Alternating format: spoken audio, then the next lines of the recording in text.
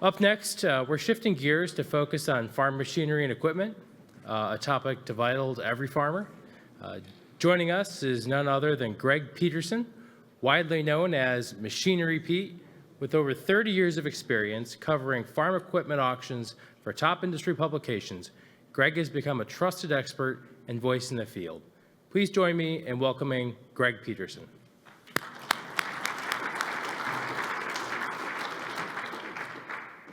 Thank you for that introduction, and thank you for the invitation to come down to Illinois today, be with you folks. It's an honor for me, and had some great conversations out back there. One thing I would like to say before I get started, just I was visiting with my friend Steve Pitstick there.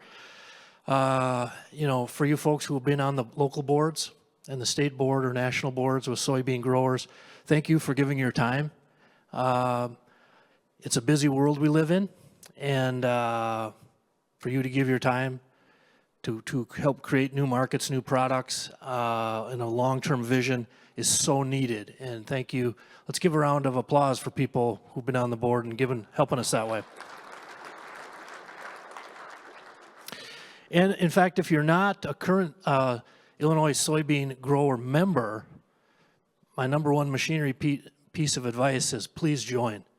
Because the world we live in right now, you know, ag is still an area that we rally around, but we need to focus long-term on creating new products and uses for our crops. And I'm such a fan of what the corn growers and soybean growers, what you guys are doing, and it's so valuable. So again, yeah, if you're not a current member, please join.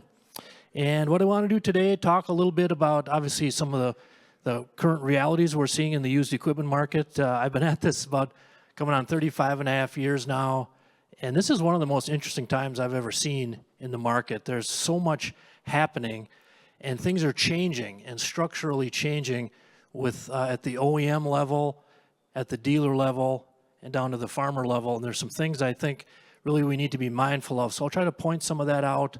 But again, just a treat to be here.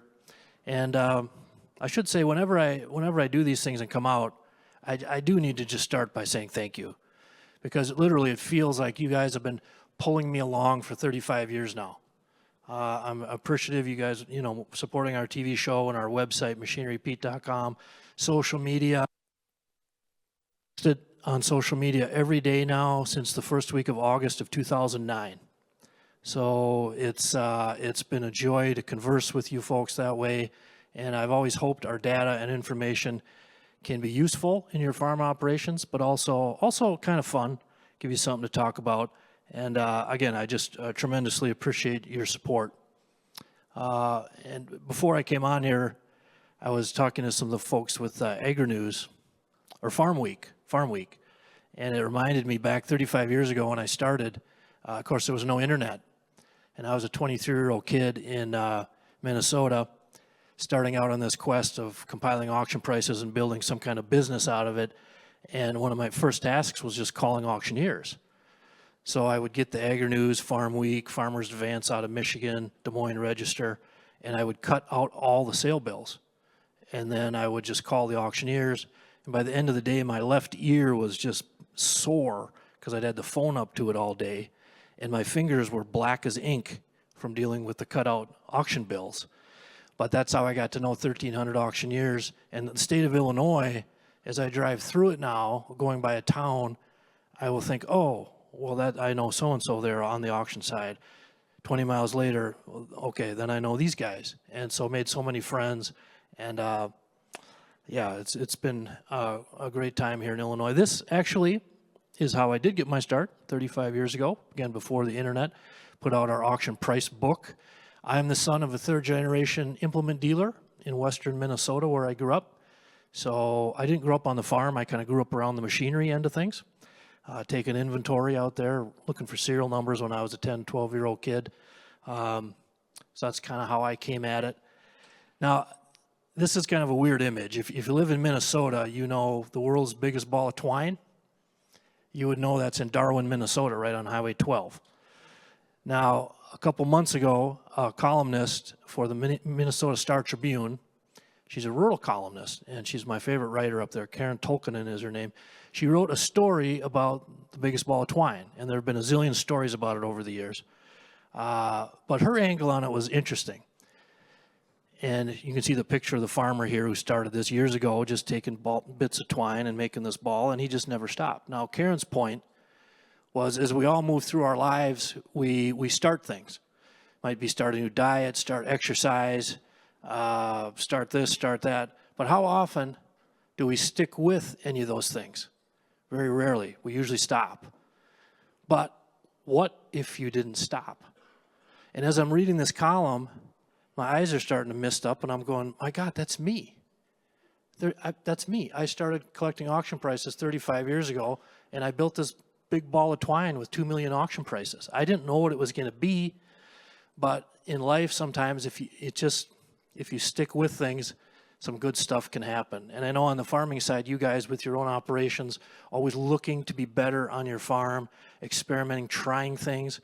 I think we're kind of on the same page there. So always just keep pushing. But now when I drove down here, I was on the phone most of the way, and people were like, hey, is there any snow in Illinois? And I don't know, did you guys catch the big storms that came through the past month or so? Did you guys catch them here in central Illinois? You missed them? Well, we missed everything in Minnesota. It's hardly any snow on the ground, and it's freaking people out. But my coworkers with Farm Journal Media wanted me to write a column for Farm Journal, and they were sitting down there in Missouri, and they were just buried in snow all the way out all over the country. And they're like, hey, Greg, can you write a column on snow removal? In fact, this picture's from New Orleans a couple weeks ago. And us Minnesotans are looking at that going, this just does not compute. We got nothing. It's 10 degrees out, it's cold, but we got no snow. So anyway, I went to our social media, and I was on the topic of snow in my head. So I'm like, what is the biggest blizzard that you remember? Now, for me personally, it was this one, January 10th to the 12th of 1975. People call it the Super Bowl blizzard in the upper Midwest because Super Bowl, I think it was 9 or 10, was on the Sunday the 12th, the day the storm quit. But I was 9 years old in Benson, Minnesota, and it was like 50 to 80 mile an hour winds for 3 days with like a foot of snow, 2 feet of snow. So when the storm broke, we walked out of our house and walked onto the neighbor's roof. And the snow, you could have driven your truck up there, it was so hard. So it was fun. People started sharing their pictures. Of course, again, in the upper Midwest, Halloween 91, we had big snow and ice. There were people down here, I think 78. Was 78 a big winter down here? Okay, yeah. We were getting a lot of people around northern Illinois, central, talking about 78.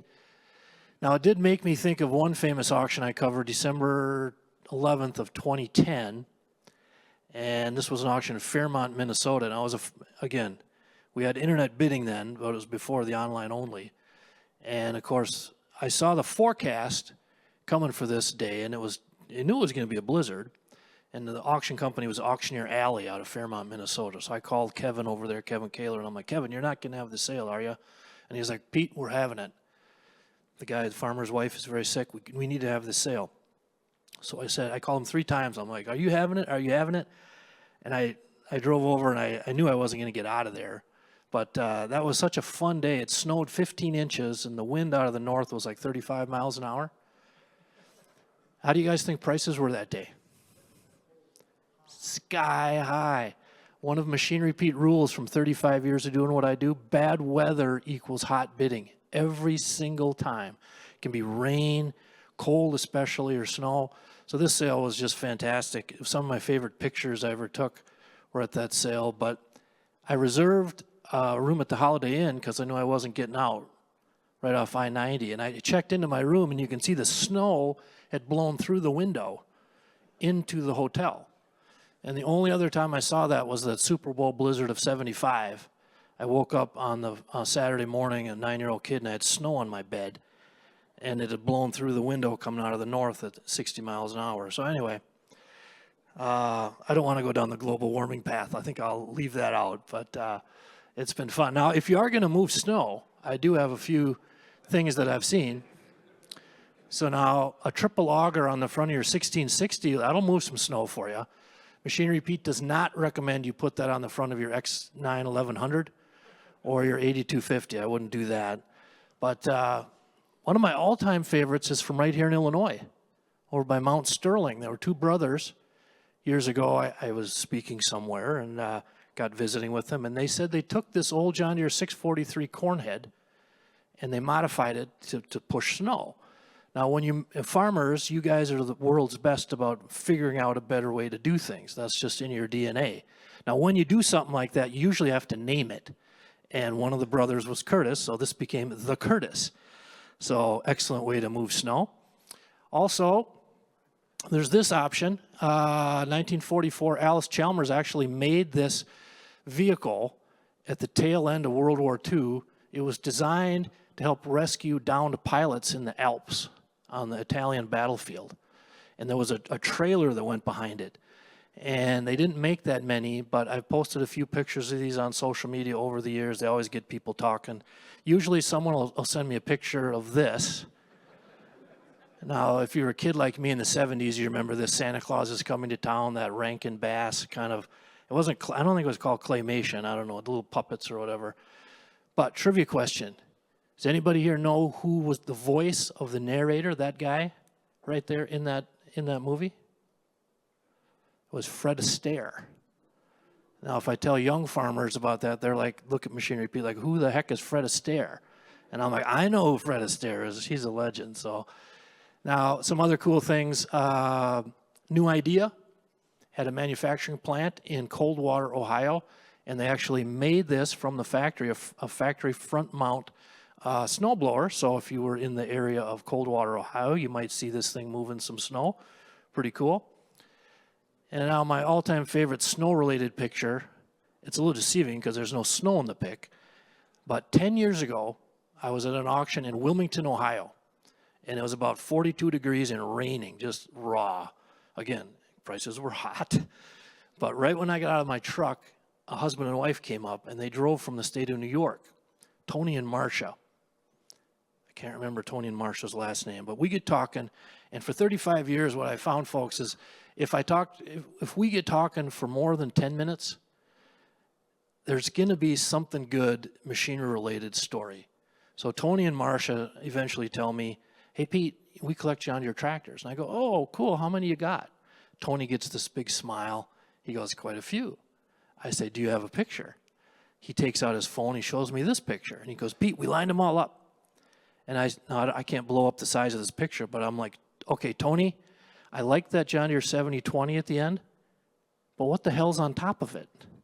And he said, that's a 1972 John Deere 500 snowmobile. And of course, I asked him why, and Tony gave the perfect answer. He said, because I can. He put it on top of his tractor. And so that did remind me of the blizzard of 75 in Minnesota. It was so bad that people were calling the grocery stores and they were sending out deliveries on snowmobiles. So kind of tie that together, kind of fun. But if we transition here into talking meat and potatoes about the used equipment market, I like to start with this visual. Now, this is something I've been putting out about 20 years now for the Wall Street community, because they were, basically bugging me all these years. Machinery Pete, what's happening with the market? Because they want to figure out what are the conditions for new equipment sales, if they should, bid up John Deere stock case, whatever. So this is basically my thermometer reading on the used equipment market. And if you look on the left side, it's a 1 to 10 rating scale. And this goes back, to 2001, so a quarter of a century. So when you look at this, look at the number 6 on the left. That's what, when I started doing this, I said, okay, that's what I'm considering normal or stable used equipment values. Now, you guys, farmers here, there's no normal in agriculture. It's wild swings up and down. But as you look at the chart, obviously it's pretty interesting. You look at that first spike in late 04. The reason that happened was because that was when China was beginning to lift itself from ancient China to modern China, and they were building anything and everything. So their appetite for steel was insatiable. So that affected things here. The price of grain trailers, grain carts, used values started to go up. Then, of course, late 07, we all know the ethanol took off like a rocket ship. And the thing I've learned over the years, 35 years doing this, compiling these auction prices, that I love about it most is the brutal honesty of the auction price point. Because when you guys are feeling good, the prices go up. And when you pull back, they go down. And it happens in real time on a day-by-day basis. So in November of 07, auction prices it was like a light switch went off. Prices went up. And you can see we stayed at a high level into early 13, which does bring up a point I draw your attention to right now. Look what happened at that last big downturn. That was the biggest downturn I've ever seen, mid-13 through 15. And it was isolated particularly to large late model equipment, so combines, sprayers, 24-row planters, high horse tractors. Dealers got stuck after that good long period when money was flowing in ag. You know, whether trade-in policies, whatever, they were focused, that's how the game is played. They got to get volume. They sell new. They get rewarded for that. But that merry-go-round is great until the music slows down. And then it gets brutal. So the problem dealers had back then was we got all this excess stuff, and you can see it took about a little over 2.5 years for used values to fall like a rock from mid-13 to the end of 15. And I actually wrote a column for Farm Journal December of 15. And it was hard for me because I'm a Norwegian boy from Minnesota. It's not in my DNA to tell you what to do. You guys are American farmers are sharp as any businessman anywhere. But occasionally, the data that I compile screams at me enough to make me say something.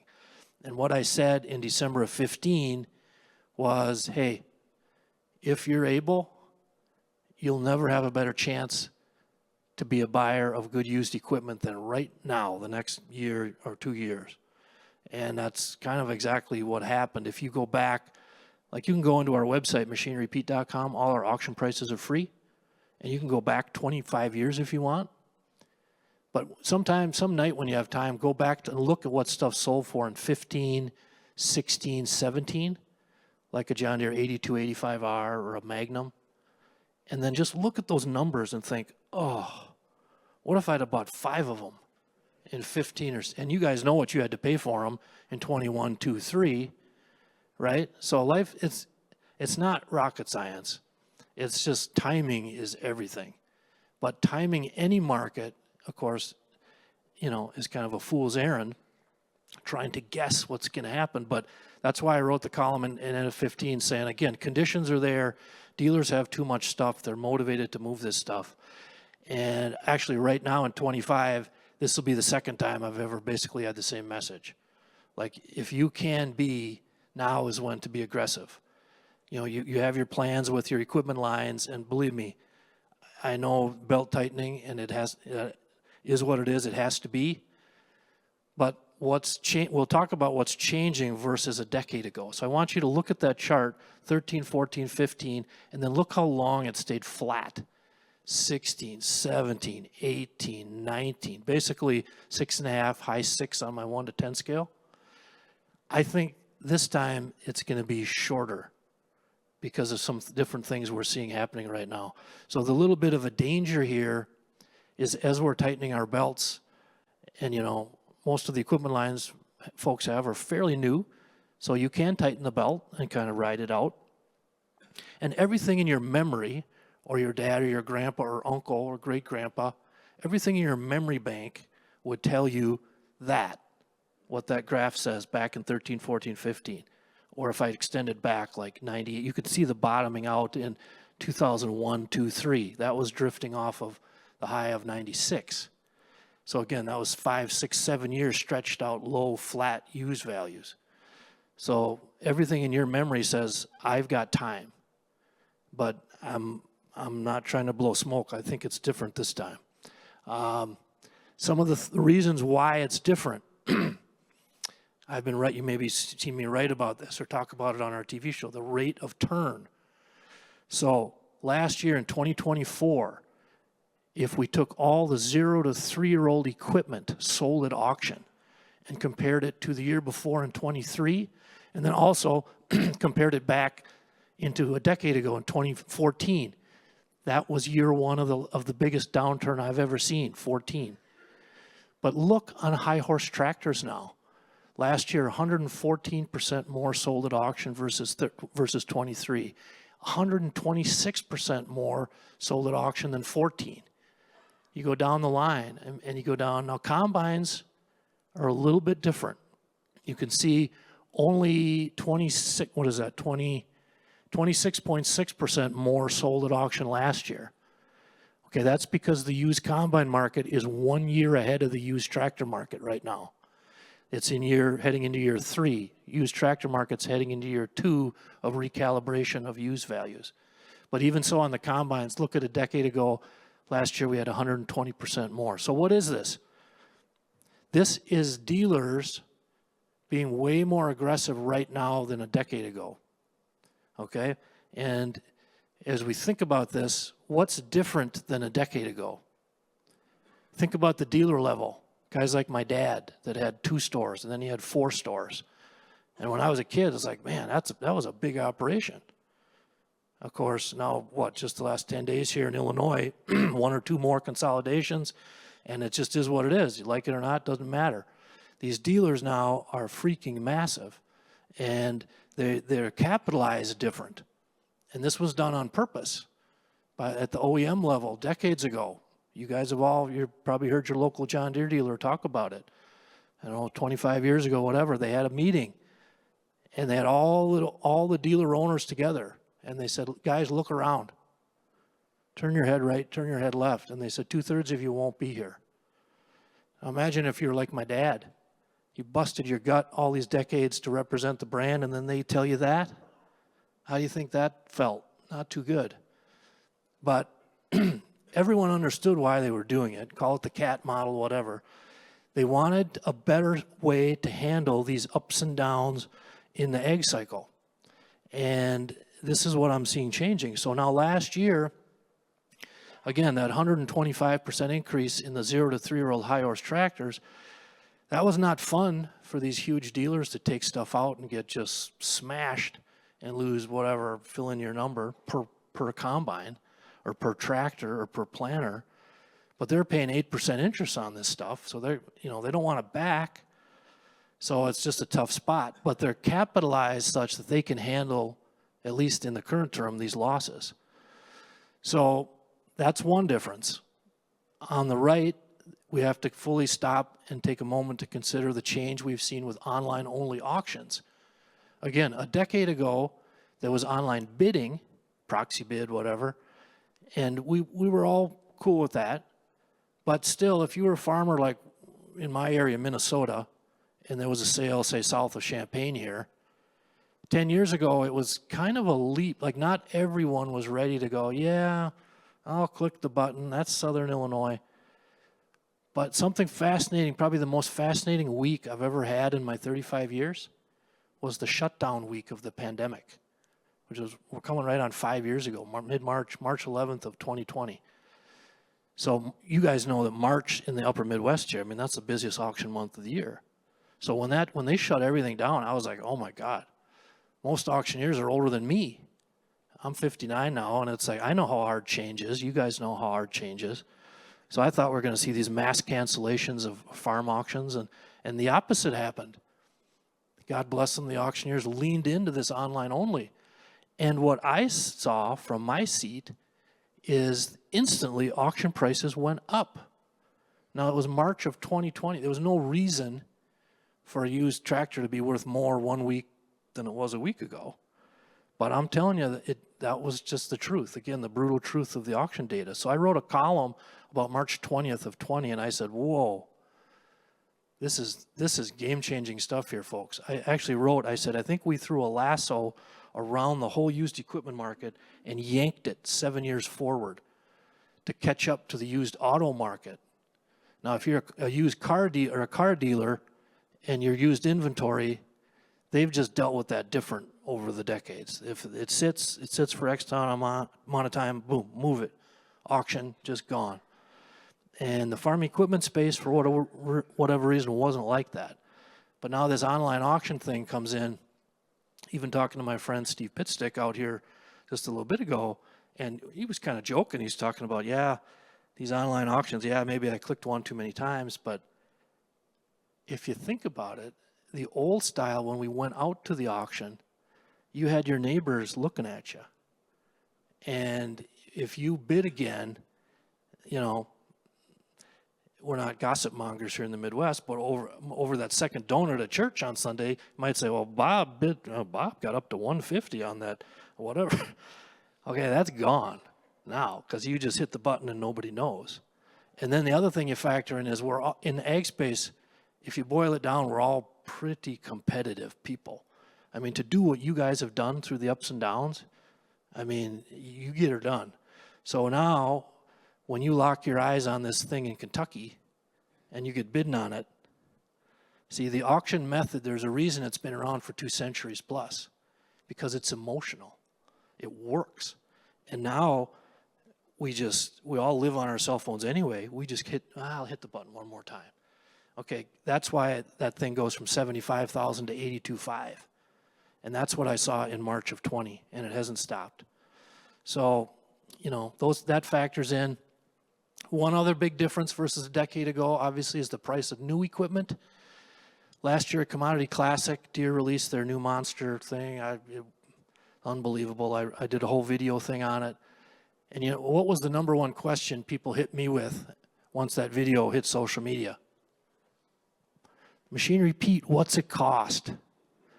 1.2 or 1.3 million it costs. Okay, if you're an OEM and you're making this new stuff, and for whatever reason, the pandemic, the supply chain, labor costs, labor shortages, you know, I used to figure about a 4% annual jump in new equipment, and of course that's ridiculously quaint now. Now is what it is. But if you're an OEM and you've set your new price point, to me, what they're doing now is they're just tooth and nail trying to hold that point. They don't want it to come down.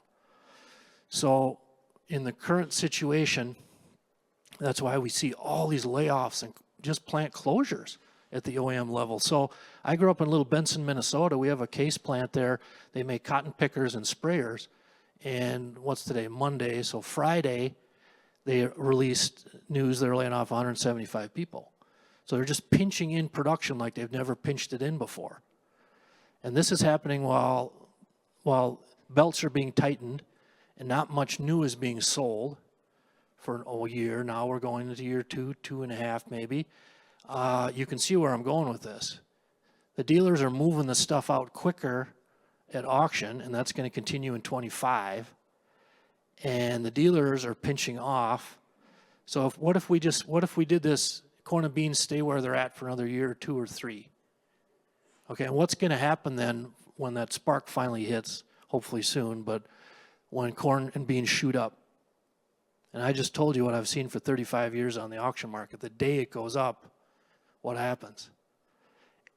Everyone who's been tightening their belt together for all these years, oh, I need a new tractor, I need a new planter, I need a new combine, or I'll jump in and buy that used. And what's going to happen is you're going to face pricing like you saw in 21, 2, and 3, either at auction or new. And that's what we're setting up for here. So it's this extreme boom-bust cycle. Another change that I've seen, and this is a function of the dealer growth, these massive dealers now. Again, people don't like they've got so big. But one of my things I've been saying for years is I wonder if the manufacturers will ever wish they maybe didn't let these dealers get as big as they did. Because what I'm seeing the last year is these huge dealers have a ton of leverage and they are applying it back on the manufacturer. So if you're a John Deere or Case or whatever, your mission is to move new equipment. But these big dealers are saying, 2024, we got one job, and it's to move this excess used stuff. And they put enough pressure on the manufacturer, like John Deere started, the first time ever, started co-opting advertising for used equipment. And that was because these big dealers said, you are going to help us move this stuff. And it was smart for Deere to do it. So that's the focus. So again, I just think it sets up for this boom. Agriculture has always been boom bust, but on the equipment front, I think the cycle is shortening now. And we're just going to run into this deal where everyone's going to want new at the same time. Now, having said all this, this takes me back to that chart in the end of 2015. When this would be the second time in 35 years I've ever done this, I stand in front of you guys and I say, I get it, 2025, it's no fun to feel like spending money, but I think it's the time maybe to be a bit more aggressive than you think you have to be. Because I think, one, there's value, and I think what's around the corner is going to be, higher prices. So again, I think 25 is going to be a good time to be a buyer. One thing we're seeing, though, dealers took so much out to auction last year that at the end of the year, they did take a collective breath. Like, whew, let's let this play out a little bit. So it's interesting. I'll just share a few thoughts. I like to get out to auctions. Actually, the old style in-person auctions, ideally, because in addition to the pricing, and of course for our TV show, we got to go out and film. But what I really love is talking to you guys at the sales, because then I try to get a vibe. How are people in Illinois feeling versus southern Minnesota or western Nebraska? So I covered 8 auctions end of the year. Just share a few things. This was a sale in southwest Minnesota. Equipment in the livestock sector, loader tractors, obviously have been much stronger than the high horse tractor market we've seen. So we see things like a 20-year-old JX75 with a loader, $30,000, highest auction price I've seen there. And again, it's $2,600. Skid steers, kind of same thing. If they're right, like this one was, super low hour, 13 model SV250 case, $41K. This was the next day, also an auction in southwest Minnesota. So when I go back to machinerypete.com and I look up SV250s, that's the 3rd highest I've ever seen for an auction price. And that's kind of weird. The only higher one, it was the same skid steer sold twice. And it was this one case. I can't remember if our progress show was in Decatur that year or Boone, Iowa, but they came out with this one-of-one red, limited edition red power. And I think they sold it as a benefit for the FFA kids through Purple Wave back then in 12. Brought $77,000. And then a few years later, it popped up in Georgia. We saw it sell at auction. It brought, $68,000. So again, the one in Minnesota at $41,000 was the 3rd highest. A couple days later, I was in southeast Minnesota, a little town of Dexter, just about 40 miles from where I live in Rochester. A very nice farm retirement sale. Everything sold strong. But my biggest takeaway that day was the grain cart. I stood and filmed this 22 model Brent 2596 going for $170. It had tracks, of course. And I'm standing there going, and I'm so old, I wonder what the highest auction price was on a grain cart 10 years ago or 20 years ago. So again, you guys can do the same thing when you go to our website. You can filter stuff. So 20 years ago, 2004, highest auction price on a grain cart all year was $36,000. And 10 years ago, it was $72,000. And then again, 10 years later, it was $170. So now part of me goes, okay, 10 years down the road, 2035, is it going to double? Are we going to have a $340,000 grain cart? Is that possible? And I do the same thing as you guys. We laugh. But honestly, for 25 years, the last 25, as I talk to you guys out at auctions, we stand and we watch this thing sell, and we go, it just can't keep going like that, can it? And I actually wrote a column. I was really hesitant about doing this. You maybe read it if you get Farm Journal. It was maybe like 3 months ago. And all these years talking to you guys, that was always a theme. Like this new stuff, it just can't keep doing it. It can't keep going up 4, 8, 10. It just can't keep doing it. Will there ever be a point when you finally hit the end of the internet? And, when the music started to slow down in 24, and I'm watching manufacturers try to hold that new price point, that's when I wrote this column, and I said, okay, picture a pirate ship. Now, I'm not trying to indicate that manufacturers are pirates in any way, shape, or form. That's not the thing. But on the pirate ship, in the movies we watched as kids, there's always a thing coming off the side, right? A plank. And all these years standing around talking about, can it go any higher? Can it go any higher? I always pictured, while we're walking farther and farther out this plank, do you ever get to a point where you just go, blah, and it's like, I don't know. Maybe we just hit it. Hard to say. But all this swirls together. It's so interesting to me because what's the number one thing you guys need as farmers?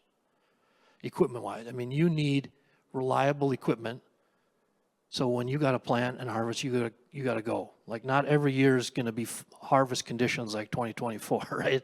You just need your equipment to be ready to roll, whether that's new or used. And as I've been seeing this pullback on the 1 to 2, 3-year-old stuff, the pricing, we'll talk about that, it's coming down aggressively. But what's been happening to the 10-plus-year-old stuff? That is not dropping, that's holding. And what that is, the gap is big enough between the price of new and a good 10-year-old. If you got a low-hour 10, 12-year-old fill in the blank, you have what everyone wants. So one thing to think about when again, Norwegian boy, gently suggests 25 might be a pretty good time to be a buyer. 35 years tracking this stuff, our data shows that 3 to 7-year-old range, that's really the optimal point to be a buyer because it's depreciated enough off the nosebleed price of new. If you can get a low-houred 4, 5, 6-year-old whatever, guess what? In a few years, you're going to have a low-houred 10-year-old unit that I've got 3.5 decades says everybody wants. And I could show you so many pictures here in this down market the last year of a 10, 12, 15, 20-year-old tractor selling nosebleed price. And you say, well, how can that be? It just is. Again, these prices don't lie. They just reflect what you guys want. So I think when you know these truths, that's where, to me, again, if you can try to backwards engineer it, and that's where getting that 3, 4, 5, 6-year-old low-houred unit now, when dealers, if you come in and want to buy one, they're going to be like, oh, thank you for coming in. You know, we will deal with you. And again, you're just in the driver's seat. Where in a couple years, I think it's going to swing back the other way. Now, the day after that, this is what I'm talking about. The day after that Minnesota auction, where everything was 10 plus years old, everything sold high. I go to Southeast Iowa, and it's a different deal. It's a consignment auction. And this is a one-off. It wasn't a group of things. It was just this X9000, and it had high hours on it. You can see it's got about 1,200 engine hours, and it sells for $345. Now, I can look in our auction price data and tell you that that's the lowest auction price ever on an X9 1000 by $40,500 sold on a consignment auction. That wasn't what people wanted. It was a couple years old. It had high hours. Again, while at the same time, well, I guess I got a different slide in a different order here, but I'll keep walking along these auctions I went to last year. So this auction's in your guys' state here. How far is Mount Pulaski from here? Is it north from here? Okay. Well, Mike Moskey, one of my all-time favorite auctioneer friends, had this retirement sale, and it was super cold that day. And this is the other thing about auctions, and particularly social media, right? You hear all people, you know, God bless them, opinions are free, and social media, everyone's got a microphone. Say what you want to say, it's all cool. But we're at this auction, and right before I took this picture, this farmer came up right behind me, and he said, Pete, have you ever seen anything like this? And I was like, what are you referring to, sir? He goes, this is the worst sale I've ever been to. These prices are horrible. And he looked at me, and I didn't feel like picking a fight because I was freezing cold. And I just said, I just smiled, but the prices were right on the dot, right what they should have been. And 2 minutes after he said that, this thing sold, this Bush Hog 1865E side boom mower. The owner, who was retiring, told me he paid like 17 for it like 5 years ago. Okay, chalk it up to inflation, whatever you want. And there is a little bit of that element of no matter how tough things are in ag, if you stay under a certain dollar amount, if it's good condition, it sells well. If you stay under 50K, it does well. But, you know, and then right next to it was a Yetter 3541 rotary hoe that brought 17K. The owner told me he paid way less than that a few years ago. So the one guy, he had his opinion that everything was selling awful.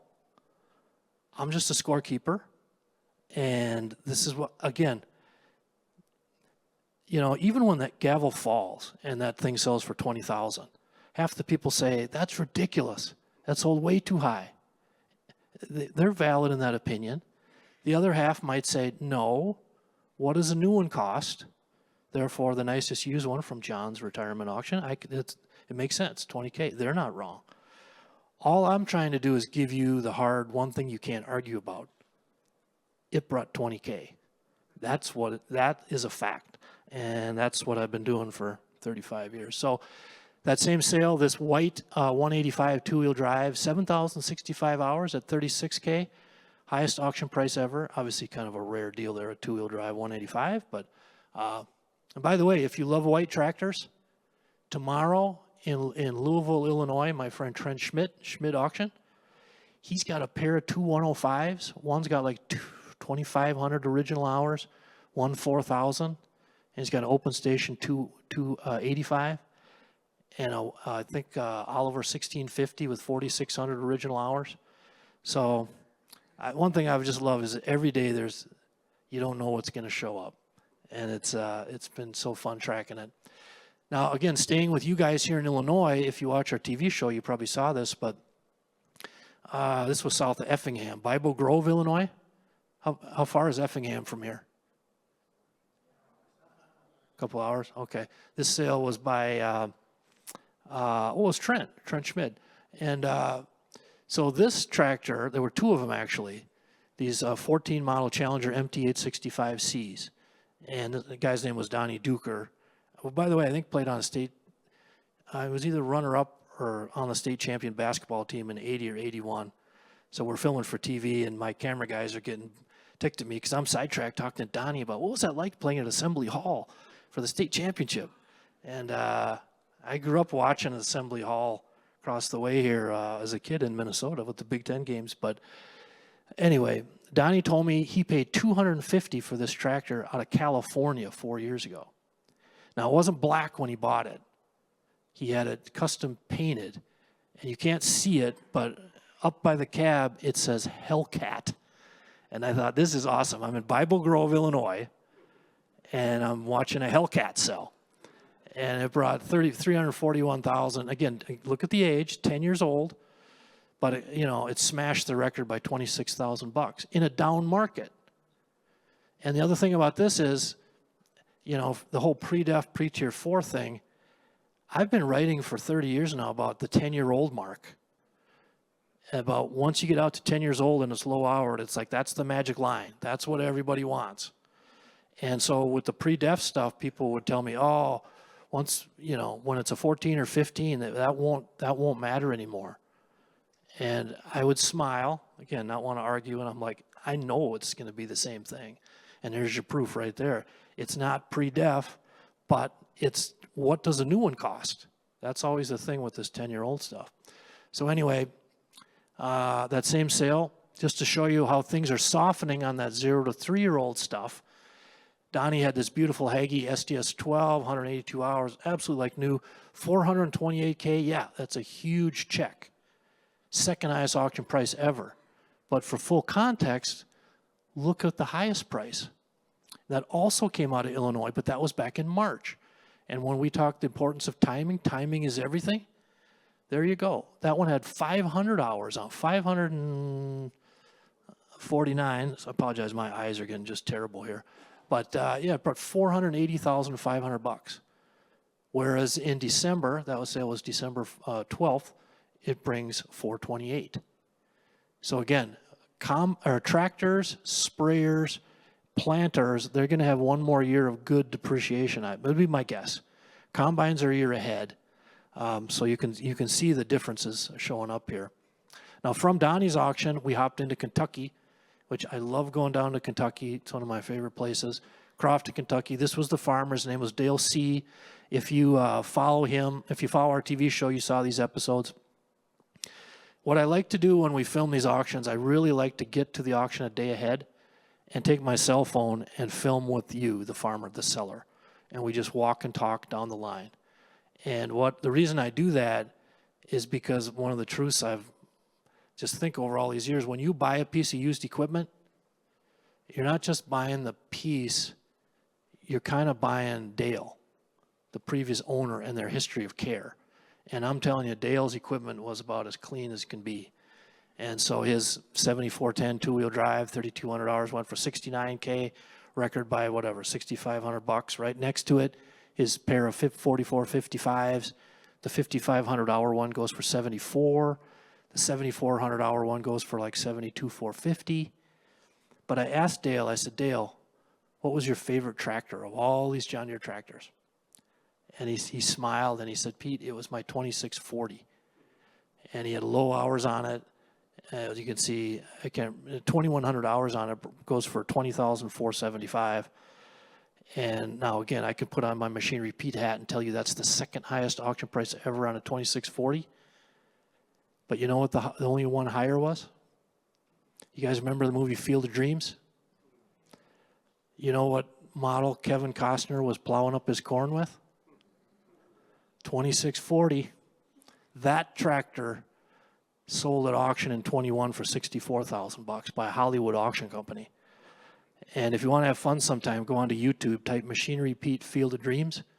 And I interviewed the farmer who owned that tractor. His name was Donnie Lansing. And we just went in a shed and he just told me how the movie happened. And they're like, hey, can we use your tractor? And he's like, yeah, no problem. And it was cool. Next time you watch that movie, at the very end, after Costner has a catch with his dad, and we're all got tears coming down our face, and then his wife switched the lights on, and James Earl Jones says, they will come, Ray, and the cars start coming. The first car on the line is Donnie Lansing in his Buick, and to hear him talk about it was kind of fascinating. So we have a lot of fun.